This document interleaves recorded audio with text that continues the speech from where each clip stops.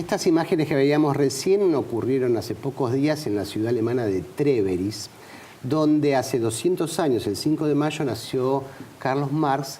Y bueno, las imágenes y las estatuas, porque hubo una estatua de 5 metros de alto que fue un regalo del gobierno chino a la ciudad de Treveris, a donde todos los años viajan entre 100 y 150.000 turistas chinos a reverenciar la figura de Carlos Marx, que ya podemos hablar de Marx Superstar, ¿no? Porque por lo menos ya hay camisetas y pins, y ya la iconografía marxista ya compite con la de Che Guevara, pero los 200 años de Marx son un buen momento para pensar qué ha pasado con el pensamiento de Marx, sobre todo porque después de la crisis del 2008-2009 se volvieron a reeditar ediciones del Capital y mucha gente volvió a leer a Marx, ¿no? Porque querían entender qué pasaba con el capitalismo. Bueno, uno podría pensar que este hombre que cumpliría 200 años es el hombre más joven del mundo, porque sigue siendo su pensamiento realmente vital, usado, utilizado, discutido, confrontado, pero presente. Es imposible pensar en la política del siglo XX sin pensar en el pensamiento de Carlos Marx. Inspirador no solo de trabajos teóricos, sino de praxis políticas fundamentales, pero que hoy por hoy también es un campo de disputa, ¿no? Marx también es un campo de disputa en sí mismo, el pensamiento, la herencia, una herencia que se fue sacando a relucir a lo largo de los años en distintas oleadas y con distintos ritmos en función de la utilización política, y uno pensaría, ya se sabe todo de Marx, ya está publicado todo, y sin embargo siempre hay cosas nuevas, como por ejemplo un libro que acaba de compilar el vicepresidente de Bolivia, Álvaro García Linera, textos que se llama Comunidad, Nacionalismos y Capital, Marx 200 años, textos inéditos, un ¿Textos volumen, inéditos de Marx? Textos inéditos de Marx que refieren justamente a toda la perspectiva de Marx sobre la comunidad, los nacionalismos, la mirada sobre el mundo no del capitalismo desarrollado, sino las periferias capitalistas, que realmente es muy importante. Y en la semana que viene este libro se va a presentar en Bolivia, que lo va a presentar Álvaro García Linera, y lo va a presentar con un intelectual argentino marxista, conocedor de la obra de Marx como pocos en la Argentina, un estudioso, un profesor de la Universidad de Buenos Aires, de la Facultad de Ciencias Sociales, investigador del CONICET, pero además un filósofo, un militante, un crítico y realmente un entusiasta docente en nuestra querida facultad. Así que Néstor Cohen es bienvenido a Asuntos Públicos. Muchas gracias a los dos por la invitación. ¿Cómo es esto? ¿Cómo va a ser la presentación la semana que viene en Bolivia? Creo que es en el Banco Central de Bolivia. No sé por qué lo hacen ahí, pero supongo que será como gesto... Tiene un salón bonito. O de provocación, ¿no? Pero me imagino el Banco Central de Argentina presentar este libro. Se va a presentar y, bueno, para mí fue una sorpresa, porque como uno piensa, bueno, ya se conoce todo de Marx, ¿no? ¿Qué más se va a decir? Vamos a releer lo que ya sabíamos. No, hay muchos materiales que todavía no están publicados o que se empiezan a publicar ahora en el 2018, 200 años después, que algunos no están publicados ni en alemán.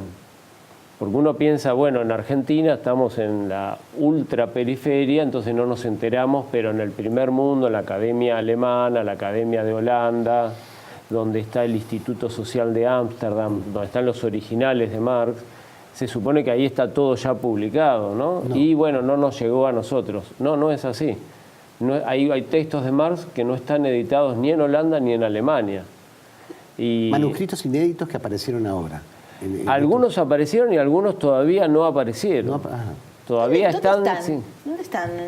Estos que no aparecieron están en el Instituto Social de Ámsterdam, que nunca entendí por qué Hitler no lo quemó, ¿no? Afortunadamente para nosotros, cuando los nazis invaden Holanda, era previsible que incendiaran todo eso porque era todo el legado de Marx. no sé por qué cosa fortuita quedó intacto, quizás no sabían que ahí estaban los originales, probablemente haya sido por ignorancia, pero quedaron los materiales originales de Marx, los manuscritos que muchos están publicados. El Capital ha sido publicado por varias ediciones en Argentina, ¿no? Desde las del Partido Comunista, Editorial Cartago, Siglo XXI, Fondo de Cultura Económica, Editorial ACAL. Bueno, ha habido una cantidad enorme de traducciones, hasta de competencias de cuál es la más crítica y la más rigurosa, pero hay los Grundrisse, que serían la primera versión. El Capital tuvo 4 redacciones.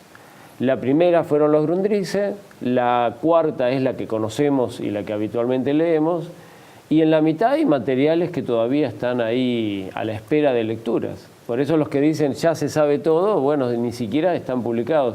Y en Bolivia salen parte, no completos, de la segunda redacción del Capital, que todavía no estaba publicada en nuestro idioma.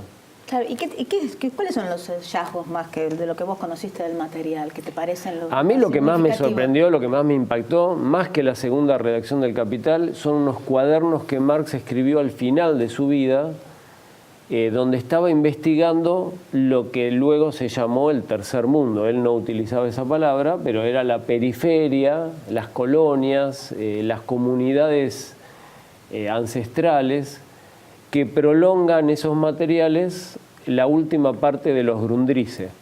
Al final de la primera redacción del Capital aparece un fragmento que fue muy célebre en su época. Erich Hobsbawm, que vino a la Argentina, recuerdo, hace 20 años, le hizo un estudio muy conocido. Maurice Godelier, otro antropólogo francés, Hobsbawm inglés, le hizo también estudios a esos materiales, donde Marx se pone a hablar de los incas, de los aztecas, de las comunidades precapitalistas en la India, en Alemania mismo, y parece que era la última palabra, pero no, siguió obsesionado por ese tema y conoció a un joven antropólogo ruso que había viajado por el mundo, que se llamaba Maxim Maximovich Kovalevsky, que viajó a Estados Unidos, conoció la obra de un antropólogo que sí es más conocido que él, que se llamaba Lewis Henry Morgan, que había escrito La Sociedad Antigua, no sé por qué siempre lo tradujeron como La Sociedad Primitiva, es decir, los orígenes de la humanidad. Engels usó ese material en un libro famoso, Los orígenes de la familia, la propiedad privada y el Estado. Pero este Kovalevsky viene de Estados Unidos, lo ve a Marx en su testimonio, que no aparece en este libro, pero en otros materiales encontré cómo el propio Kovalevsky cuenta su vínculo con Marx. Estuvo 2 años de vínculos muy asiduos, hasta iba todos los días a la casa, se juntaban todos los domingos a la noche en lo de Engels. Dice, Marx tenía 2 tipos de amigos, los amigos militantes y los amigos científicos. Dice, yo era de los amigos científicos, aunque me daba cuenta que él simpatizaba más con los amigos militantes, ¿no? Con modestia lo dice. Lo que él no supo, Kovalevsky se murió sin saber, o lo supo después que Marx murió, que Marx, mientras que tenía su amistad, leyó no solo a Morgan, que eso sí es muy conocido, leyó los propios estudios de Kovalevsky sobre la comunidad agraria y la comunidad ancestral en la India, que era una colonia británica, en Argelia, que era una colonia francesa, y en América. Entonces hay un antropólogo holandés, Lawrence Crader, que publicó gran parte de esos manuscritos llamados etnológicos de Marx, las notas de lectura que iba tomando sobre estos antropólogos. Lamentablemente no publicó la parte que más nos interesa a nosotros, que es la que habla de América. No lo publicó Crader, está sin publicar al año 2018. Publicó la parte donde habla de la India, publicó la parte donde habla de Argelia, y no sé por qué tomó la decisión de no publicar la parte donde habla de la comunidad incásica, de la comunidad andina, de qué opinaba Kovalevsky de América y qué mirada tenía Marx sobre la lectura de Kovalevsky. Eso sigue inédito al día de hoy. Bueno, eso es fascinante porque siempre se criticó a Marx por una mirada eurocéntrica, supuestamente. ¿no? Así que bueno, estos materiales demuestran que no es así. De que efectivamente descubrió América, digamos, un descubrimiento intelectual de América. Bueno, esto está muy interesante porque, bueno, Néstor Cohen es uno de los mayores expertos en Marx y creo que ahí tenemos en la mesa, bueno, un autor prolífico, ¿no? Todos esos libros los escribiste vos, no voy a tener tiempo de leerlos todos. Sí, me voy a llevar algunos. Tenemos algunos. Fetichismo y poder en el pensamiento de Karl Marx, que es una obra clásica. Marx en América Latina, que no está el libro aquí, hay unos cuantos más. Vas a tener temas para unos cuantos libros más, pero ya volvemos, no se vayan.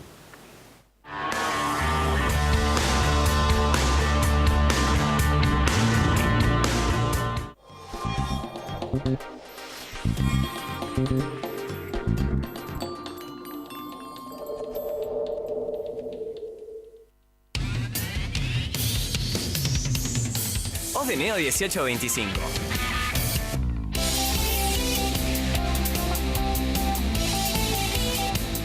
Estamos. ¿Qué es crecer para vos? ¿Pudiste entrar, Abu?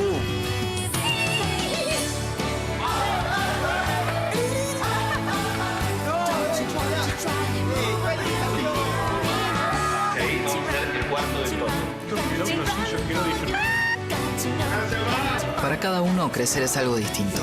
Lo importante es tener quien te acompañe. Me parece que hice un video. Banco Ciudad. Te quiere ver crecer.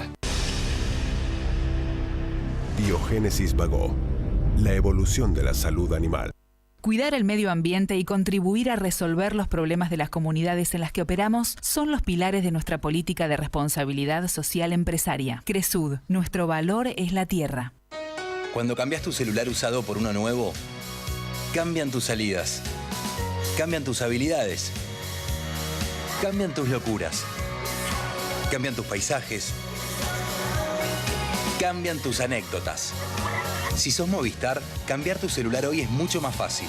Con Plan Canje, trae tu cel usado como parte de pago y llévate uno nuevo. Movistar, elegí todo. En Provincia ART, nuestro trabajo es protegerte en el tuyo. Provincia ART, la aseguradora de riesgos del trabajo del Grupo Provincia. Auspicia este programa. Claro, es simple. El aumento de la litigiosidad por accidentes laborales no es un juego. Junto con el Estado, las cámaras empresarias y los sindicatos estamos trabajando para que baje. UART, Unión de Aseguradoras de Riesgos del Trabajo. Hace 65 años que nuestra historia se alimenta de otras historias que nos ayudaron a crecer. Arcor, alimentando momentos mágicos.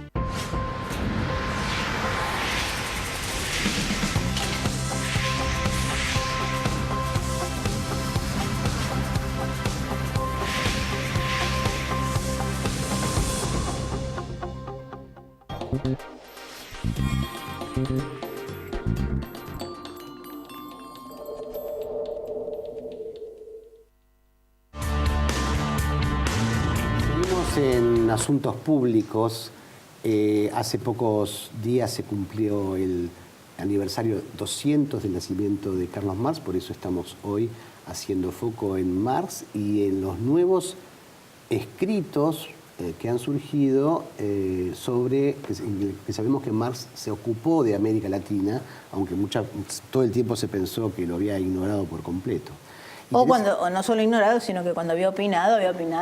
Había metido la pata. Sí, eso me tenía interesa. Claro, el famoso, el desprecio por Bolívar, ¿no? Decía que era como... En ese sentido se pensaba que Marx era un hegeliano, que Hegel pensaba que todo lo que no era Europa era como una especie de territorio bárbaro, que ni valía la pena ocuparse en pensar en ello, nada más, ¿no? Esto mostraría un Marx más universal, de alguna manera, ¿no? Más, no sé. Menos eurocéntrico y más pensando en la totalidad del mundo. Sí, yo pienso que sí.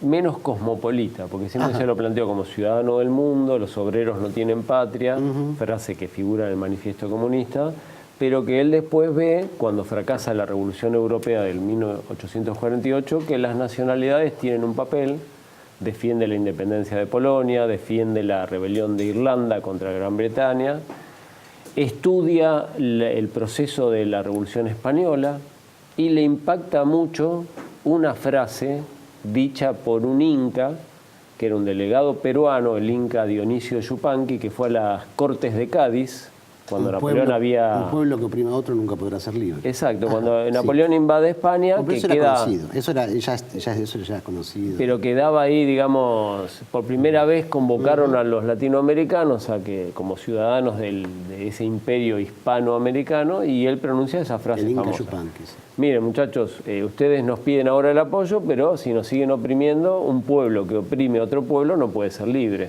Bueno, Marx la adopta, la generaliza, la aplica a Irlanda, le dice al proletariado inglés, en quien tenía muchas esperanzas, si ustedes siguen oprimiendo a Irlanda, nunca van a ser libres. Y Lenin, posteriormente, durante la Primera Guerra Mundial, la sistematiza y lo convierte en un libro, El derecho de las naciones a la autodeterminación. Entonces Marx cambia esa mirada inicial donde no hay patrias, está el mundo. Y entonces empieza a inspeccionar ya no solo Irlanda o Polonia o España dentro de Europa, sino empieza a mirar la India. Según Ernest Mandel, ese interés viene porque estaba estudiando el comercio exterior de Inglaterra. O sea, estaba estudiando la formación económico-social inglesa, pero había un exterior de esa formación, el comercio exterior, las colonias. A través de ahí va hacia la India y descubre que la India no sigue el mismo camino que Europa Occidental. Entonces empieza a explorar una categoría muy polémica, el modo de producción asiático. Hasta ahí sabíamos. Ahora, el tema es que empezó también a inspeccionar, y eso es lo que estaba inédito, un modo de producción incásico, un modo de producción americano muy similar, pero no exactamente igual al modo de producción asiático y completamente diferente al feudalismo europeo. Esa noción no entró en América Latina. En la recepción del marxismo latinoamericano se discutía, ¿América Latina era feudal o no era feudal? Y hasta ahí se empantanó la discusión. Las corrientes más tradicionales o moderadas decían no, era feudal, por lo tanto el cambio que hay que hacer es democrático burgués. Las corrientes más radicales decían no, era capitalista, por lo tanto hay que ir hacia el socialismo. Pero era una discusión un poco esquemática y dicotómica. Bueno, el propio Marx había avanzado varios casilleros y esa dicotomía no la compraba. Dijo, no, la noción de feudalismo no se puede aplicar a la India. Hay que pensar otras categorías. Y ahí es donde critica a su amigo Kowalewski, sin decírselo. Porque en vida no le muestra el cuaderno. El que le muestra a Kowalewski el cuaderno que estaba escribiendo Marx es Engels. Dice, mira, tu amigo, después de que falleció Marx, escribió esto y le muestra el cuaderno. Y ahí ve que el intento de Kowalewski, que era en cierta manera un evolucionista, de aplicarle las categorías europeas a todo el mundo, a Marx no le simpatizó. Dijo, no, en la India hay que elaborar nuevas categorías porque no sigue el decurso histórico de Europa Occidental. Interesante. Bueno, y en América aparentemente también nos queda la gran incógnita cómo clasificó a las culturas y civilizaciones andinas, a los incas, a las mayas, a las aztecas, porque esa parte todavía no está traducida ni publicada, ni siquiera en alemán. No está publicada en alemán. Están los manuscritos. Claro, pero no está publicado, no es que no pasó a nuestro idioma, no está ni siquiera en alemán. Bien.